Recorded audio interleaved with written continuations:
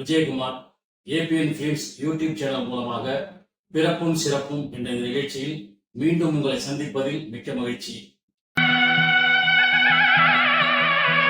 இன்றைய பிறப்பும் சிறப்பும் நிகழ்ச்சியில நாம் பார்க்க போகின்ற திரைப்பட பிரபலம் யாருன்னு பாத்தீங்கன்னாக்கா திரைப்பட இயக்குனர் திரு மணிவண்ணன் அவர்கள்.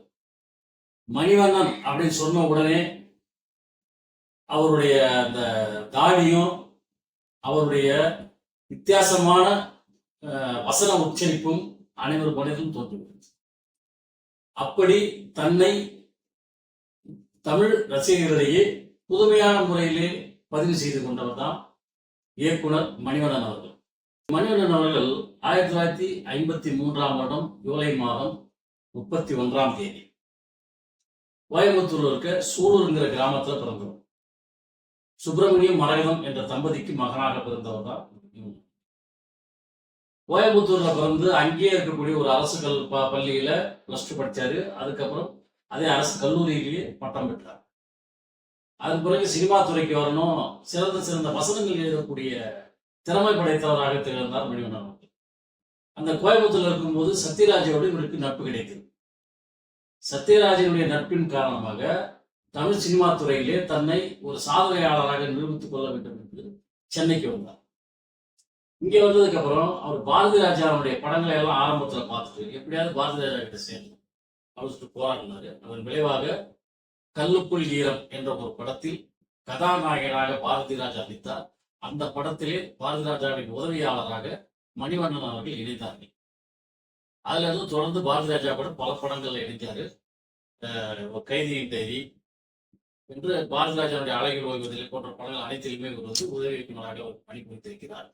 அதன் பிறகு இவர் இயக்குநராக தன்னை உருவாக்கிக் கொள்ள வேண்டும் படத்தை எடுக்க ஆரம்பித்தார். அப்படி இவர் இயக்குநராக தன்னை உருமாற்றிக் கொண்டு மக்களிடையே ஒரு தனி வழியை காண்பித்துக் கொண்டார் மணிவண்ணன் அவர்கள். நம்ம ஊர் வளர்ச்சி பிள்ளைகளுக்கு என்ன பயிற்சி முடிச்சிருச்சா? என்ன பிச்சைக்கார மாதிரி எடுத்த மாதிரி எங்க பார்த்தாலும் சாய பவுடர் கொட்டி வச்சிருக்காளுங்க. வென்றாது சாணி பிடிச்சி தலையில பூ வச்சு விட்டுருக்காளுங்க. ஐயோ பிள்ளையாரு எது சாணிடா? அட பிள்ளையாருங்க தும்பிக்கை காணாம நாத்து மிங்க அடிக்குது. சாணிடா பிள்ளையாராம. அது என்னடா அது? அது எருவு. எருவுங்க. அவருடைய படங்கள் அனைத்துமே அரசியல் சார்ந்ததாக இருக்கும், நகைச்சுவையாக இருக்கும், சிந்திக்கக்கூடியதாகவும் இருக்கும்.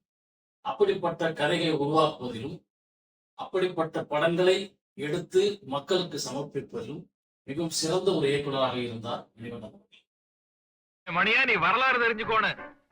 கடவுளே இல்லன்னு சொன்ன கட்சிக்காரனும் கூட கோயில் அடிச்சதா சரித்திரம் கிடையாதுப்பா. ஆனா கடவுள் இருக்குதுன்னு சொல்ற கட்சிக்கார கோயில் அடிக்கிறான்ல, ஊருக்குள்ள எல்லாரும் அம்மனமா தெரியும் போது நாம மட்டும் கோவணத்தை கட்டினோம்னா கோமாளி ஆயிடுவான். கோமாளி ஆகணுமா மந்திரி ஆகணும்? மந்திரி ஆகணுங்க. அவர் எடுத்த அமைதிப்படை அப்படிங்கிற ஒரு படம் இன்னைக்கும் பேசப்படக்கூடிய ஒரு படமாக இருக்கு. அமைதிப்படை அப்படிங்கிற படத்துல சத்யராஜுக்கு ராஜராஜ சோழன் அப்படிங்கிற ஒரு கதாபாத்திரத்தை கொடுத்துருப்பாரு. எலெக்ஷன் நேரத்துல எல்லாருக்கிட்டையும் காக்கா பிடிச்சுக்கிட்டு கையை கட்டி நிக்கிற ஒருத்தர் ஒரு பெரிய லெவலுக்கு போராடும் போது அவனுடைய நடவடிக்கைகள் எப்படி இருக்கும் அப்படிங்கறத தத்துரூபமா சிந்திச்சு காமிச்சிருப்பாரு அந்த படத்துல. அதுக்கப்புறம் வாழ்க்கை சக்கரம் அப்படின்னு ஒரு படம், அந்த படத்துல முழுக்க காமெடியாவே கொண்டு போயிருப்பாரு. காவல்துறை அதிகாரியாக சத்யராஜ் கௌதமி காமிச்சு. கபி கபி மேரா திலுமே கயாலு. என்ன தாடி என்னைக்கும் இல்லாம இன்னைக்கு சந்தோஷத்துல பொங்கி வழிகிறான். கபி கபி மேரா திலுமே கபி கபி மேரா திலுமே. ஏய் தாடி என்ன கபி? என்ன கபி? மேரா தில் வேண்டாம். கால் நூற்றாண்டுக்கு அப்புறம் உன் வாழ்க்கையில ஒரு சந்தோஷம் கிடைச்சிருக்குதுன்னு அகம்பாவத்துல ஆணவத்துல தலகால் தெரியாம ஆடாத. இது நிலைக்காது. கீழே விழுந்தேன்னா பல்லு பகடலாம். பேச்சுலர் பொறாமையில கத்தாத. யாரு இத பார்த்து எனக்கு பொறாமை? அட போப்பா. கபி கபி மேரா தில்லுமே. ஐயோ இவன் என்ன ஜென்மம், சரியான சாக்கடையா இருப்பான் போல் இருக்கே. அதுல அவரும் நடிச்சிருப்பாரு, மிக சிறப்பான முறையில் பண்ணியிருப்பாரு. அவர் வெறும் நடிகர் மட்டுமல்ல, இயக்குனர் மட்டுமல்ல, சிறந்த தயாரிப்பாளராக திகழ்ந்தார். அவர் எடுத்த 50 படங்களுக்கு இயக்கி இருக்கிறார். 400 படங்களுக்கு மேல் நடித்திருக்கிறார். இவர் நடித்த படங்களின் பட்டியல் அதிகம். அதே போல் 50 படங்களை இயக்கியதில் இவருடைய படங்கள் 40 படங்களுக்கு மேல் மாபெரும் வெற்றி படங்களாகவே அமைந்தது. அப்படி ஒரு சிறந்த இயக்குநராகவும் சிறந்த தயாரிப்பாளராகவும் சிறந்த நடிகராகவும் தமிழ் திரையுலகிலே தமிழக ரசிகர்களிடையே தன்னை பதிவு செய்து கொண்டவர் தான் திரு இயக்குனர் மணிவண்ணன் அவர்கள். அடுக்கு மொழியில் எவ்வளவு ரெடி பண்ணி வச்சிருக்கேன். திருக்குறள், திருவாசகா, திருவன்பா, குட்டி கதைகள் ரெடி பண்ணி வச்சுக்கல. இப்போ சாதாரண மாமூல் வயசு எப்படி இருக்க, இதுவே மைக் வயசு பார். துடைப்பு வைக்க இளைஞர் வட்டாரவே, வீர வைக்க விவசாயிகளே, நாட்டப்படுத்த சமுதாயத்தை மாற்றி அமைக்கிறோ ராகப்ப அழைக்கிறார். ஓடி வாருங்கள், ஓடி வாருங்கள்.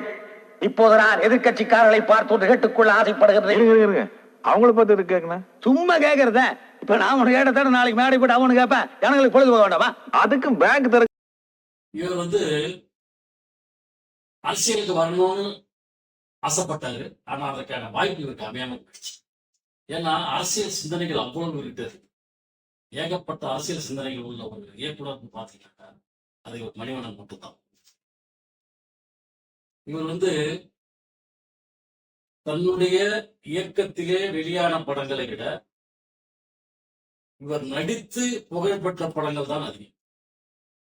நடிப்பால் இவர் மக்களிடையே பெரும் வரவேற்பை பெற்றார். உள்ளத்தை அளித்தா அப்படிங்கிற ஒரு படத்துல டபுள் ரோல் பண்ணியிருப்பாரு. அதுவும் மிகவும் நகைச்சுவையோடு பண்ணியிருப்பாரு. இப்படி தொடர்ந்து அவர் நடித்த படங்கள் என்று சொல்லிக்கிட்டே போகலாம். அவர் சிறந்த இயக்குநராக இருந்து சொல்லிக்கிட்டே போகலாம். இப்படி சிறந்த இயக்குநராகவும் தயாரிப்பாளராகவும் நடிகராகவும் தமிழ் திரையுலகிலே கோலோச்சிய திரு இயக்குனர் மணிவண்ணன் அவர்கள் பிறந்த ஜூலை 31ஆம் தேதியை அரசியல் இயக்குனர் தினமாக கொண்டாடுவோம் என்று கூறி விடைபெறுகிறேன். நன்றி, வணக்கம்.